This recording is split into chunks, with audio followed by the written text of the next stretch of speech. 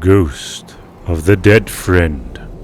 On July 9th, 2020, Shaun Edwins never came to work at the Fort-Irwins hunting store, where he was employed as the taxidermist.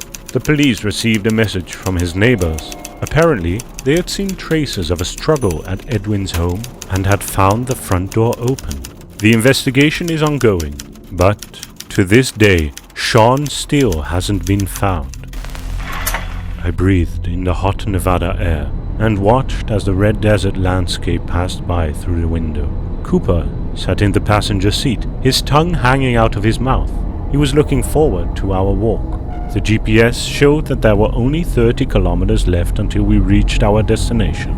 "Coop, how much gas do we have left?" The dog turned his head, looking at me questioningly. Should we drop by the gas station? I soon rolled into the gas station. I rolled down the car windows as the gas was being filled up. Cooper impatiently hit his paws against the car. "I'll be back in 5 minutes." I paid quickly at the counter and left. It's hot as hell out here, I thought as I opened the door to my pickup. But when I looked inside, my heart stopped in my chest. Cooper wasn't in the car. "Coop?" I called, leaning out of the window. I jumped out of the car and looked around the gas station. "Your dog ran over there," a fat man said lazily, pointing to where he had seen Cooper. My heart was beating like crazy. I spent a couple of hours looking into every dry bush on the side of the road. Eventually, I stopped. Totally worn out, I turned off the engine and leaned back in my seat when, suddenly, I heard a howl. I sharply sat upright. A minute passed and there was another howl. I ran towards the sound, not even locking my car. I don't know how much time passed, but the howls didn't subside. A yellow sign with the words, "Do not pass," and a long fence blocked the road. I stopped, unsure of whether to cross. I had heard rumors of this place, that people often disappeared around here. Then I heard a faint whining. Pushing aside my doubts, I climbed over the fence. 50 meters from the fence, I saw my dog's motionless body. "Hey, buddy." I fell to my knees in front of Cooper. He slowly raised his head, his eyes clouded over with a milky film. Then his head fell to the ground with a thud. I picked him up and rushed to the car, but I could already feel that he was no longer alive. I had to head back to the gas station. The car was already running out. As I stood in the queue, I watched my car, knowing that Cooper won't be able to run away from it anymore. Suddenly, a wiry old man appeared in front of me. "Hello, Shaun." It took me a few seconds to get back to my senses. This was my good friend, Mr. Wilson. "Why are you looking all pale?" Swallowing the lump in my throat, I told him about what happened. I wanted to get the whole story off my chest. Suddenly, the old man's face darkened, and he interrupted me. "Where did you find your dog?" "Over that fence, where all those rocks are." "Burn his body. Do you hear me? Burn it!" The old man grabbed my hand and I nodded in response. Looking through the car window at Cooper, I felt my heart squeeze. How could I not have followed him over that fence? I pulled my dog out of the car with trembling hands. I remembered how, just a few hours ago, I had pulled the same hairy black dog from the car, and the wet nose that he would immediately push into my hand when I lifted him. On legs of rubber, I carried him to the basement, placed him on the cold steel table and lit the stove.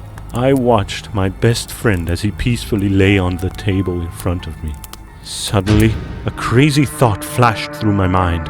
Everything that came next felt like a dream. My hands were shaking. I cut and sewed, stuffed and glued. I don't know how much time passed. Once I was done, I fell onto the couch, exhausted, and realized what I had done. What have I done? I passed out as soon as my head touched the pillows. It felt as if only a moment had passed when a loud thud woke me up. I sat up sharply and looked around. Nothing out of the ordinary. Another second and I was fast asleep once again. Something heavy was pressing down on my chest. "Just another 5 minutes, Coop. Let me sleep." When suddenly I remembered what had happened and opened my eyes. A chill ran down my spine. A large blue tongue and white fangs dangled directly in front of me. I jumped out of the bed, bumping into the thing that woke me, and froze. Down from the bed, limping and staggering, came my stuffed dog. Areas of bald skin hung like sacks around his hips. But he was alive! I rushed out of my bedroom, clearing the bed with a single jump. The creature followed me with unbalanced steps. I flew down the stairs and rushed for the front door. I heard a thud from behind, and a dirty tennis ball rolled toward me. Without raising my head, I looked ahead of me. The crooked, stuffed animal who had been my best friend just yesterday stood in front of me and wagged its tail? What the hell? The creature tilted its head, looking at me curiously. Do you want to play? The stuffed animal wagged its tail faster, awkwardly pacing on its uneven legs. I carefully held up the ball. Fetch, I said with a shaking voice, and threw the ball towards the kitchen. The creature rushed after it and soon returned with the ball in its mouth. I leaned towards it and cried out, "Hi, Coop!" How is this possible? I could feel the straw crunching under Cooper's skin, but he was here with me again. After playing around with Cooper for a while, I suddenly realized that I was running late for work, so I locked Cooper in the house, decided to put off my doubts for later, and jumped into the car. At the intersection, I almost didn't notice a pedestrian crossing the road and slammed down on the brakes. Mr. Wilson stood and squinted in my direction. He briskly walked up to my window. "Did you deal with the dog?" he asked sternly. I lied without hesitation. "Of course." When I returned home in the evening, the first thing that I saw was the basement door. It had been ripped to shreds. I heard a soft growl behind me. Cooper's teeth were bared. I felt paralyzed with fear. "What's with you, Cooper? I'm sorry for locking you in the basement." Cooper just lowered his ears and bristled. I rushed to my car. The creature knocked me down, and a black mouth hovered just centimeters from my face. I forcefully pushed the creature off of me and darted away. As soon as I slammed the door shut, the dog got up and started barking madly. I slammed the gas pedal to the floor. I saw Cooper running after me in the rearview mirror. Shit! I should have burned him like Mr. Wilson told me to. I pulled up short. The old man definitely knew something. I turned the car around and headed to his place. I couldn't see Wilson's car when I pulled up in his driveway. As I walked towards his house, I heard a quiet voice. "Help me!" The sound was coming from the barn. "Wilson, is that you?" I flicked the switch and the lights turned on, illuminating the barn. The small room resembled an office. What the hell is this? The wall was covered from top to bottom in old newspaper clippings and torn out pages of a calendar. What the hell? There was a glass jar on the table, filled with some sort of thick liquid, and a human eye. I shifted my gaze to a stack of folders. An old photo was sticking out from under them. It was a picture of a young couple. I immediately recognized the man as Mr. Wilson, and the woman looked like a deceased Mrs. Wilson. "Let me out!" I dropped the photo in surprise. "Quickly, before he comes back!" I just barely caught some movement in the dark corner of the barn. A thought screaming in my head. "Get out! Get to the car! Quickly!" But I didn't heed my thoughts. I walked in the direction of the movement and saw a metal cage large enough to fit a person. Suddenly, two thin hands grabbed onto the bars. My heart almost burst out of my chest. It seemed like a young woman. I couldn't get a good look at her in the dark corner of the barn. "Please, open the cage!" I glanced around. Something that looked like a remote control was hanging from the pillar in the middle of the barn. Without thinking, I pressed a button. The bolt moved with a click, and the woman slowly walked into the light. She hobbled towards me, limping awkwardly. She was pale, almost blue, and was covered in dark spots. My stomach twisted in disgust. This was, without a doubt, Mrs. Wilson. But how is that possible? Wasn't she? My thoughts were cut off. With a menacing hiss, the woman rushed towards me and grabbed me by the throat. She lifted me up like a rag doll and bared her teeth. I could see her eyes were glassy and clouded. I wriggled and struggled against her, but her grip didn't falter. I felt a sharp pain in my hand. The woman had sunk her teeth into it. I cried out from the pain. Suddenly she released her grip and backed away.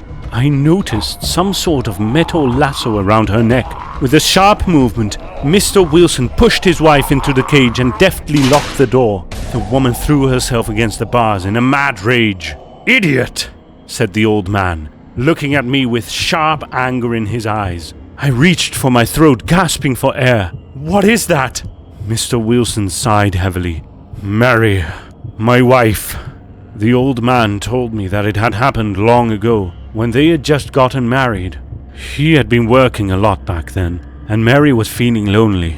She ended up visiting Death Valley to see the moving rocks, but she never returned. Mr. Wilson had found her lying motionless behind the fence, her body cold.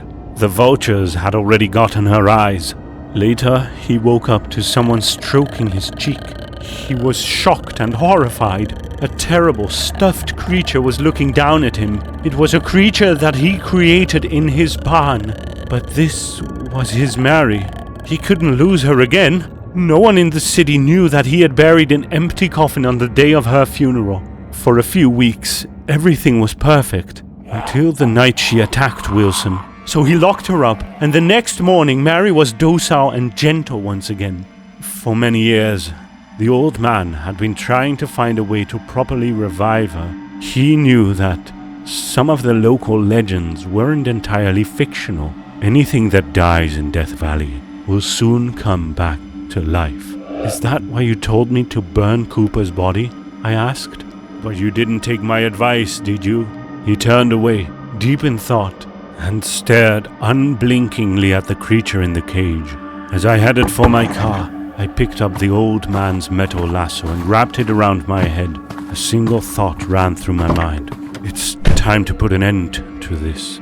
I returned to my house. I was ready. Lasso in hand, I could feel the dog waiting for me. He suddenly appeared out of nowhere. The disheveled hairs on the back of his neck were standing upright. It jumped. I covered my face with my arms, missing the chance to dodge. We both tumbled to the ground. A sharp pain flared up in my left hand, and a wild scream ripped out of my chest. About a meter away from me, the dog was furiously ripping at something. I reached for my hand and realized that it was no longer there. I crawled into my house with the last of my strength. My vision swam. I locked the door and leaned against the wall. He can't get to me now. When suddenly I heard a growl. Shit. I forgot that he was capable of gnawing his way through a door. The eerie, dead creature silently rushed at me from the darkness. I resisted as much as I could, but my strength soon left me, and I was plunged into darkness. The last thing I remember was seeing Mr. Wilson's face, the road, a fence, and the early morning sky. A dim, yellow light appeared directly above me. "You've joined us again, Sonny," said Mr. Wilson. He passed me a small mirror. My face was adorned with a crisscross of large protruding stitches. I touched my skin in horror. In place of my left hand, a motionless, plastic hand had been attached to my arm with the same large stitches. I threw down the mirror and sat down. Mr. and Mrs. Wilson stood in front of me, and Coop sat next to them, his blue tongue sticking out of his mouth. "Welcome to the family, Shaun,"